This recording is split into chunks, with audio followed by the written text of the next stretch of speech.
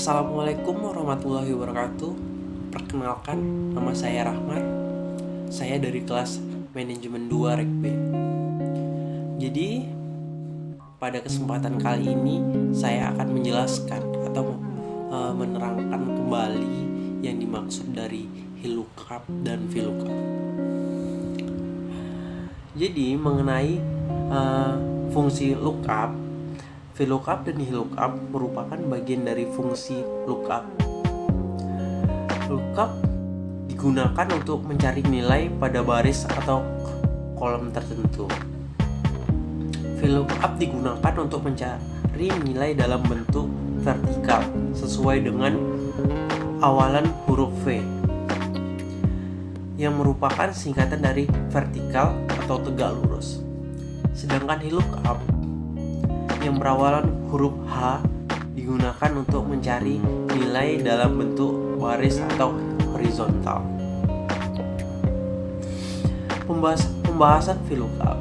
Penggunaan istilah vertikal pada VLOOKUP digunakan untuk menunjuk pada bentuk tabel referensi yang digunakan, di mana judul kolomnya terletak di bagian atas dan data-datanya tersusun ke bawah secara vertikal.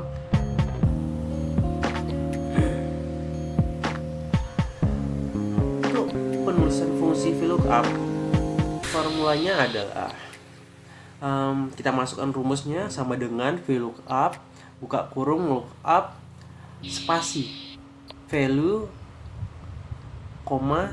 table array call index num atau rank lookup, atau bisa juga dibaca seperti ini. Sama dengan VLOOKUP buka kurung nilai spasi kunci table spasi data nomor spasi kolom koma tipe spasi data tutup kurung. Penjelasan dari fungsi VLOOKUP. Nilai kunci merupakan nilai yang diajukan untuk membaca tabel referensi. Nilai kunci harus ada pada tabel yang akan diisi maupun pada tabel referensi. Tabel data. Tabel data merupakan rank data yang disusun tegak atau vertikal yang berfungsi sebagai tabel bantu atau referensi yang akan dibaca. Rank pada tabel data berisikan data-data yang digunakan untuk mengisi hasil yang diharapkan. Saat Anda mengambil tabel data, pastikan Anda tidak menyertakan judul kolomnya. Nomor kolom merupakan nomor urut kolom untuk pembacaan tabel referensi. Dimulai dari kolom paling kiri, dimulai dengan indeks ke-1 atau nomor 1, dan seterusnya.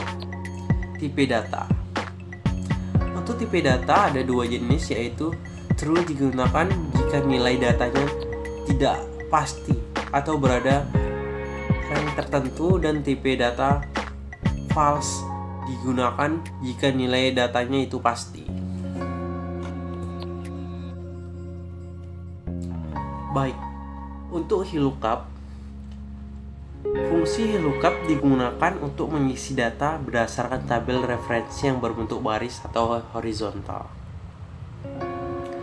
Tentu berbeda dengan penggunaan VLOOKUP yang telah kita bahas di atas, di mana VLOOKUP judul kolomnya terletak di bagian kiri dan data-datanya tersusun ke kanan dalam bentuk horizontal. Aturan penulisan VLOOKUP hampir sama dengan VLOOKUP, hanya berbeda pada bagian nomor indeksnya saja. Kalau VLOOKUP menggunakan nomor indeks berdasarkan data berbentuk kolom. VLOOKUP menggunakan nomor indeks berdasarkan data yang berbentuk baris. Baik, selanjutnya itu adalah membuat laporan stok barang. Berikut ada beberapa manfaat utama dari laporan stok barang. Yang pertama itu Untuk mendapatkan informasi akurat tentang persediaan barang, informasi ini sendiri dibutuhkan untuk mengambil keputusan akan jumlah dan waktu persediaan dalam pemenuhan kebutuhan usaha. Yang kedua itu menjamin persediaan dan kemungkinan akan kesalahan stok, kerusakan, kehilangan, hingga penyelewengan oleh oknum tertentu. Yang ketiga itu memenuhi kebutuhan pelanggan dengan persediaan yang terkelola baik. Langkah-langkah membuat stok barang itu sebagai berikut. Yaitu yang pertama itu adalah membuka Microsoft Excel ya. Yang kedua itu membuat sheet dengan nama data barang. Yang ketiga buat header sesuai ketentuan perusahaan beserta tanggal, lalu buat tabel dengan judul kolom berupa kode, nama barang, stok awal, jumlah barang, dan stok akhir. Yang keempat itu isi data tabel, kode, dan nama barang. Selanjutnya, isi tabel pada stok awal sesuai dengan jumlah barang di awal hari atau sebelum pengecekan. Dan stok awal ini bisa didapatkan pada laporan stok akhir di hari sebelumnya. Selanjutnya itu membuat sheet baru dengan nama barang masuk. Selanjutnya, buat tabel dengan judul kolom berupa tanggal, kode, nama barang, dan jumlah. Selanjutnya, buat sheet baru dengan nama barang keluar.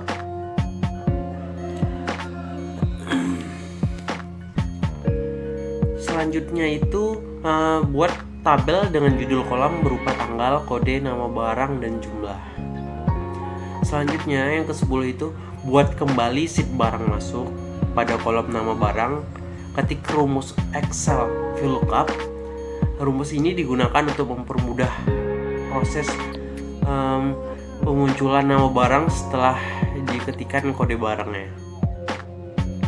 Selanjutnya itu adalah lakukan hal yang sama pada sheet barang keluar. Selanjutnya kembali ke sheet nama barang, ketik rumus di kolom masuk.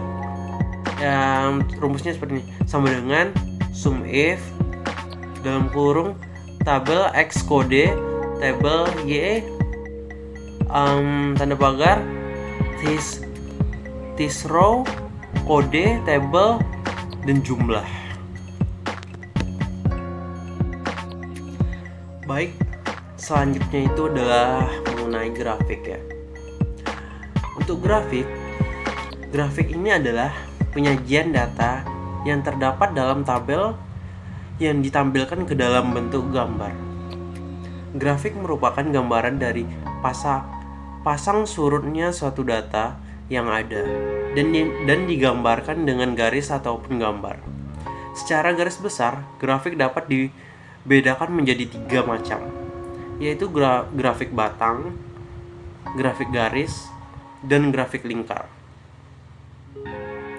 Tujuan pembuatan grafik adalah menunjukkan perbandingan informasi kualitatif dengan cepat serta sederhana.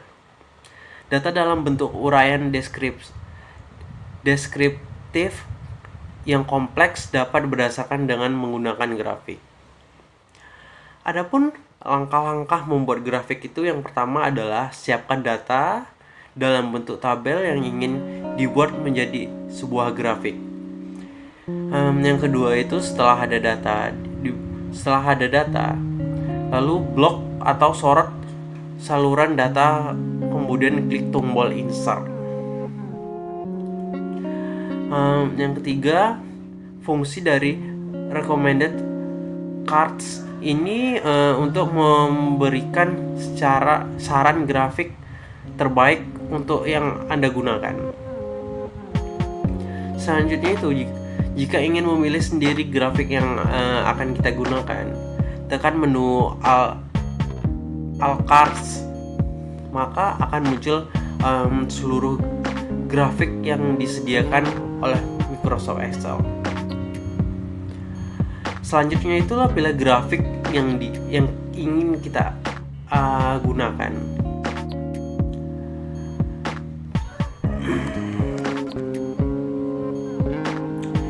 Baik, yang saya dapatkan dalam pembelajaran aplikasi komputer ini sangat banyak ya.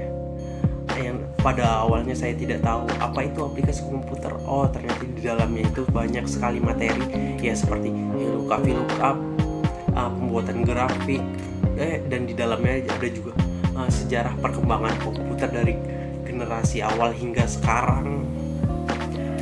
Jadi pembelajaran aplikasi komputer ini sangat membantu saya dalam mengerjakan tugas kerja ataupun perkuliahan. Ya walaupun ada juga kesulitan saya seperti penghafalan rumus, tapi itu menurut saya tidak menjadi masalah asal kita tahu, kita catat rumusnya, jadi lebih bisa mengerti lagi. Jadi baik, sekian dari saya. Assalamualaikum warahmatullahi wabarakatuh.